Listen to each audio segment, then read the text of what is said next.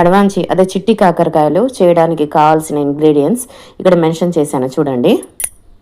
ఇందులో చాలా మంచి హెల్త్ బెనిఫిట్స్ ఉన్నాయి. ఇవి కొన్ని లిమిటెడ్ ఏరియాస్లో మాత్రమే దొరుకుతాయండి. దొరికితే మాత్రం వదలకండి, ఖచ్చితంగా తీసుకొని వచ్చి ట్రై చేయండి. స్టవ్ వెలిగించి పాత్ర వేడెక్కాక ఆయిల్ యాడ్ చేయండి. అందులో లవంగా పట్ట యాడ్ చేయండి. కట్ చేసుకున్న ఆనియన్స్ కూడా యాడ్ చేసి కాసేపు అలా ఫ్రై చేయండి.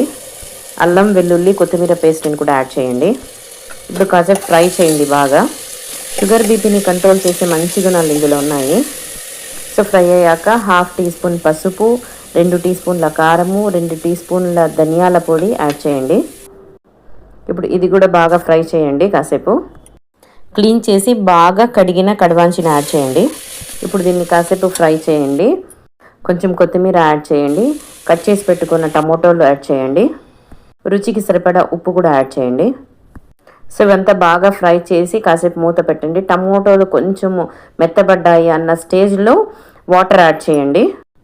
సో కాసేపు ఉడికించండి. కుక్కర్ మూత పెట్టాల్సిన అవసరం లేదు, చాలా తొందరగా క్విక్గా ఉడికిపోతుందండి ఇది రైస్, చపాతీ, జొన్న రొట్టెతో ట్రై చేయొచ్చండి, చాలా మంచి కాంబినేషన్. సో కీమాతో ఎలా చేయాలో నెక్స్ట్ వీడియోలో చెప్తానండి. Like our channel and subscribe.